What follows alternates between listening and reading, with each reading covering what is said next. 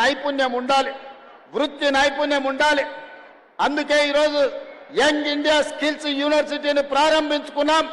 మన భారత్ ఫ్యూచర్ సిటీలోనే యూనివర్సిటీ తయారవుతుంది. డిసెంబర్ 9 నాడు ప్రారంభించుకోబోతున్నాం. ఇప్పటికే 1000 మందికి శిక్షణ ఇస్తే 1000 మందికి ఉద్యోగ ఉపాధి అవకాశాలు దొరికినాయి. అదే కాదు, ఇంతకుముందు నేను వస్తున్నప్పుడు స్పోర్ట్స్ గ్రౌండ్లో పిల్లలు కనిపించారు.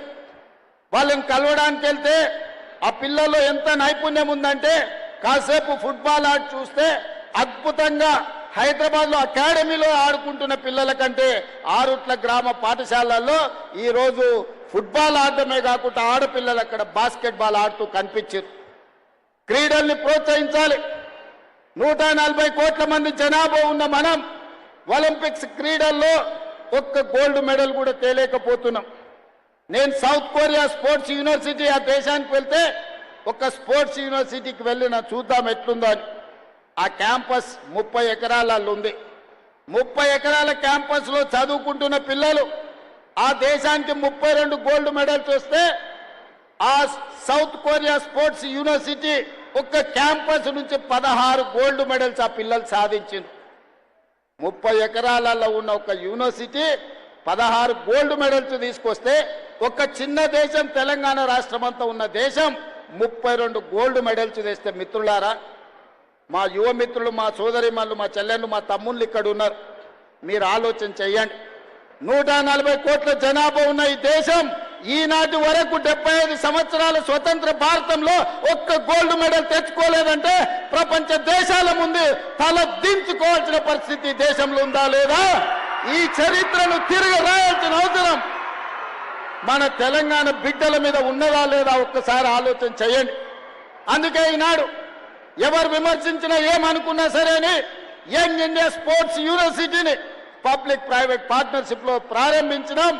2034 ఒలింపిక్స్ లో తెలంగాణ రాష్ట్రం నుంచి గోల్డ్ మెడల్ సాధించే విధంగా మన పిల్లల్ని క్రీడల్లో తీర్చిదిద్దే బాధ్యత ముఖ్యమంత్రిగా నేను తీసుకుంటా అని చెప్పి ఈ రోజు మీకు చెప్పదలుచుకున్నా. ప్రపంచ దిగ్గజం మెస్సీ ఫుట్బాల్ ఆడే వాళ్లకు నిలువెత్తు దేవుడు. ఆ మెస్సీని హైదరాబాద్ నగరానికి పిలిపించి కోట్లాది మంది క్రీడలకు పిల్లలకు స్ఫూర్తినివ్వాలి అని నేను ప్రయత్నం చేస్తే అందులో కూడా రాజకీయాలు ఎత్తి విమర్శించే కుసంస్కారం ఉన్న వాళ్ళు ఈరోజు తెలంగాణ రాష్ట్రంలో ప్రతిపక్షంలో ఉన్నారు. అయ్యా, ఆయన డ్రగ్స్ డాన్ కాదు, మాఫియా డాన్ కాదు. బ్యాంకులు కొల్లగొట్టాడు, ప్రాజెక్టులు కట్టి కూలగొట్టాడు, కమిషన్ల పేర్ల మీద 1000 కోట్లు కొల్లగొట్టాడు. ఫుట్బాల్ మైదానంలో అద్భుతాలు సృష్టించే మెస్సీ తెలంగాణ రాష్ట్రానికి వస్తే గర్వపడాలి. ప్రపంచ దేశాల ముందు మన ఎస్సీ ఎస్టీ మైనారిటీ హాస్టల్లో ఉండే పిల్లల్ని ఉప్పల్ స్టేడియంలోకి తీసుకెళ్లి మెస్సీతో ఫుట్బాల్ ఆడించిన ఆ ఎస్సీ ఎస్టీ బీసీల పిల్లలు స్వయంగా ఎక్కడో టీవీలో చూసే మెస్సీతోని ఉప్పల్ స్టేడియంలో వాళ్ళు ఫుట్బాల్ ఆడితే వాళ్లకు జీవితకాలం మధుర జ్ఞాపకమా కాదా ఒక్కసారి ఆలోచన చెయ్యండి. ఇవాళ క్రీడల్ని ప్రోత్సహించాలని ఒకవైపు నేను ప్రయత్నం చేస్తుంటే రాజకీయ స్వార్థంతో రేవంత్ రెడ్డి మెస్సీని వేస్తాడా అని కొంతమంది కడుపులో మసిమసి అయిపోతున్నారు. వాళ్ళు ఎంత కుళ్ళుకుంటే మనకంత మంచిది. ఆ కుళ్ళుతోనే ఇట్లాంటి కుతంత్రాలతోనే కృషించిపోయి ప్రతిపక్ష హోదా కూడా రాకుండా వాళ్ళు కొట్టుకపోతారని నేను సంపూర్ణంగా విశ్వసిస్తున్నా. అందుకే మిత్రులారా, ఈనాడు తెలంగాణ రాష్ట్రంలో ఆరుట్ల ఒక రోల్ మోడల్గా ఉండాలి, ఆరుట్ల ఒక స్ఫూర్తిగా ఉండాలి.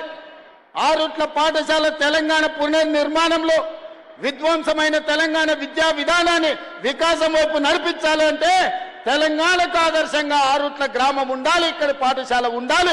ఉంటుందని 100% నేను విశ్వసిస్తున్నా, నమ్ముతున్నా. మిమ్మల్ని అందరినీ కలిసి ఈరోజు నేను తెలంగాణ సమాజానికి చెప్పదలుచుకున్నా.